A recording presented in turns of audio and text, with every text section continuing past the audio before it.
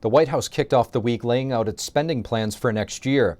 The president's plan straddles priorities from both sides of the political fence, calling for a wealth tax and more spending for law enforcement and defense. Here's NTD's Melina Wisecup with more. President Biden at the White House today laying out his next spending priorities in a $5.8 trillion budget for 2023. My dad had an expression. He said, "Don't tell me what you value. Show me your budget. I'll tell you what you value." Here are some of the top investments. Almost $45 billion more in defense spending. The president wants to give the Department of Defense $773 billion. Alongside money to help Ukraine, it prioritizes China as, quote, the department's pacing challenge. And more than $30 billion to fund law enforcement and fight crime, in a bid to distance himself and the Democrat Party from the defund the police rhetoric. The budget puts more police on the street for community policing, so they get to know the community they're policing. And an $80 billion investment in healthcare, with $10 billion to prepare for future pandemics. Biden proposes around $20 billion for clean energy projects and climate resilience programs. While rising inflation is a growing concern for Americans, Biden touts his budget as fiscally responsible, with a goal to decrease the $30 trillion national debt by $1 trillion, largely relying on a billionaire's wealth tax. The billionaire minimum tax is fair, and it raises $360 billion that can be used to lower costs for families and cut the deficit. The president is proposing what he calls a new minimum income tax for billionaires. Basically, anyone worth over $100 million must pay at least 20% of their income, which will include unrealized gains. NTD's Paul Graney asked a tax policy analyst what this wealth tax will mean for the economy. Folks are going to spend a lot of time trying to value their assets and work with the IRS to pay this tax. And that's a distraction and a drain from the U.S. economy at a time where we really need to be emphasizing economic growth. Melina, what can you tell us about the path forward for the president's budget? Well, Steve, the president's budget will not pass through Congress as is. It's mainly a messaging tool for the White House to lay out their top priorities and, in this case, guide congressional leadership, giving them a framework to work around as they craft their next year's budget.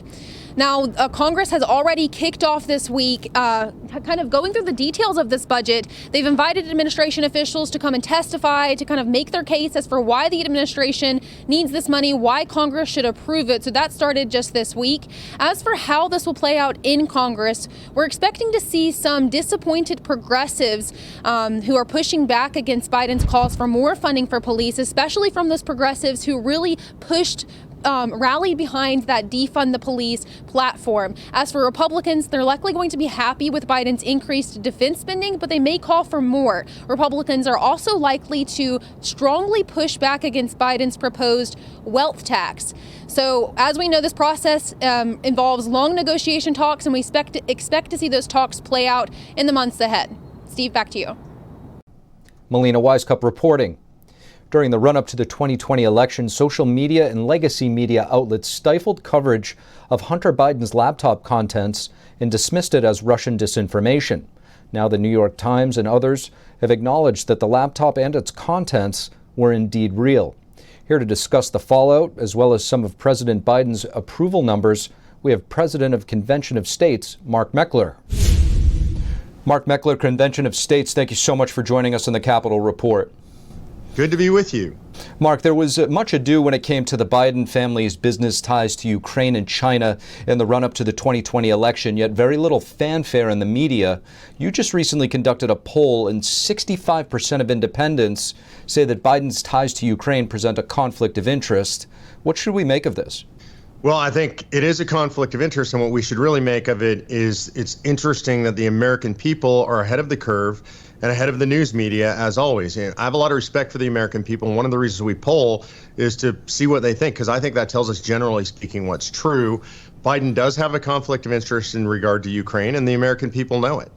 Now, 65% is an overwhelming majority, despite the media blackout that took place on social media and traditional media on this issue. What do you make of the Biden family's ties to the CCP, and how do you think that all plays into the bigger picture? Well, I think it's pretty clear after decades of Hunter Biden profiting off his father's name, off of emails from Hunter Biden's laptop that refer to percentages being reserved for the big guy, that in regard to Ukraine and in regard to the CCP, that President Biden is heavily conflicted. He's probably the most conflicted president in modern U.S. American history. And again, I think the American people are very aware of this, despite the media's best attempts to obfuscate.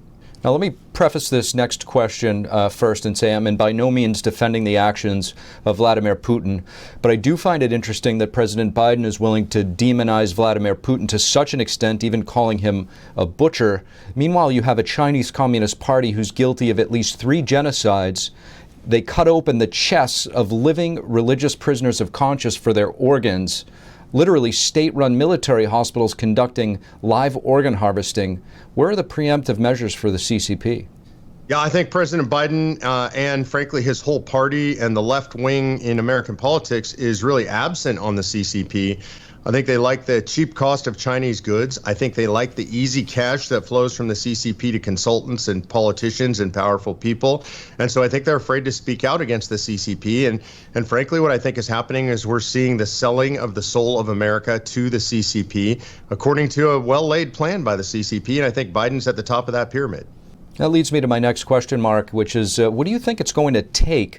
Is it an excuse that so many more powerful people from the U.S. are so heavily vested in China to turn a blind eye? I don't think it's an excuse, but I do think it's the reason. And what I think it's going to take is the American people rising up. It's going to take bold political leadership. We had some of that from President Trump calling out the CCP for the evil dictatorship that it is. But it's also going to take a willingness from the American people to sacrifice. We have cheap goods and easy money from China, and that's going to have to stop. And in order to make that stop, prices are going to go up here in the U.S. We're going to have to sacrifice, and we're going to need politicians who are honest about that. Mark Meckler, Convention of States, thank you. Thank you. A 9-word ad lib has sent tremors throughout the world. What is President Biden saying about his comments on Putin and the speculation that the U.S. is calling for regime change in Russia? NTD's Iris Tao has more. A 9-word ad lib in the spotlight at home and abroad. For God's sake, this man cannot remain in power. It's been 2 days since Biden made that improvised comment about Putin, but the fallout is still hanging over the world and Biden's own administration. As you know, and as you've heard us say repeatedly, we do not have a strategy of regime change in Russia or anywhere else for that matter. In addition to the State Department, the White House aides were also speedy to clarify Biden's remarks. They argued that he meant Putin cannot exercise power over neighboring nations and said there was no major shift in U.S. foreign policy, like calling for a regime change in Russia. Reporters repeatedly pressed him on his Putin remarks after his budget announcement. Or do you now regret saying that because your government has been trying to walk that back? Number one, I'm not walking anything back. But I want to make it clear, I wasn't then, nor am I now, articulating a policy change. I was expressing the moral outrage that I feel, and I make no apologies for it. He added that he's not concerned that it would further provoke Putin. Are you concerned this remark might escalate the conflict? No, I'm not. I'm not at all. But not everyone agrees. It was a horrendous gaffe right at the end of it. I wish he would stay on script. While Democrats largely repeated the White House clarification, some Republicans are criticizing Biden for sending a provocative message. Anytime you say, or even as he did, suggest that the policy was regime change, it's going to cause a huge problem. And Russia is also reacting. The Kremlin spokesperson today called Biden's statement, quote, certainly alarming, adding to an earlier response that Russia's leadership was not for Biden to decide. And in fact, this is the 3rd time in just the past week that the administration had to clarify Biden's remarks. Biden said last week he would respond, quote, in kind if Russia uses chemical weapons. The White House on Friday had to assure reporters the United States has no intention of using chemical weapons, period, under any circumstances. And while speaking on Ukrainian heroism, Biden told U.S. troops stationed in Poland, And you're going to see when you're there, and some of you have been there. And the White House on Friday clarified that Biden's words did not, in fact, mean that the U.S. is sending troops to Ukraine. Reporting in Washington, D.C., Iris Tao, NTD News. A new poll by the Associated Press finds that most Americans are concerned that the U.S. will be drawn into a war with Russia. 47% of the correspondents say that they're extremely or very concerned about the U.S. being pulled into the war. 38% say that they're somewhat concerned. 15% reported little or no concern about war with Russia. Of those concerned about a war with Russia, 83% say they're also concerned about the use of nuclear weapons. And about 45% say that they're concerned the U.S. will be targeted with nuclear weapons. As gas prices soar, lawmakers are coming up with different ways to offset prices. California, where gas prices are over $5 a gallon and in some cases close to $7, Governor Gavin Newsom proposed a $400 debit card to car owners, regardless of income. Last week, Virginia Governor Glenn Youngkin proposed emergency legislation to suspend the gas tax for 3 months. In Congress, 3 Democratic representatives, Thompson, Larson, and Underwood, proposed $100 monthly rebate checks while gas is over $4. Oregon Democrat Peter DeFazio would tax oil companies to provide a consumer rebate. Congressman Larry Bucshon is a physician and heart surgeon. He's performed hundreds of surgeries on the human heart. We had a chance to get his take on the ongoing health emergency in the United States and how it's been handled thus far. But first, we asked him about the energy crisis we're facing in the United States and what can be done about it. Here's a look. Congressman Larry Bucshon, thank you so much for joining us on the Capitol Report. Well, it's great to be with you. Congressman, I want to ask you, when it comes to energy and gas prices, Republicans are calling for an opening of the Keystone XL pipeline. The Democrats say that would not resolve the current situation. There's so much information out there. Please give us your take. Well, the Keystone pipeline is just one of the pipelines that the Democrats are trying to stop across the entire country. So I think the Keystone Pipeline is one that the American public understand because it's been in the news a lot, but it's really the tip of the iceberg. So yeah, in the short run and the long run, getting pipelines done to both import North American energy from Canada, like the Keystone Pipeline, but also transporting energy within our own country, for example, to the Northeast, are things that we need to do.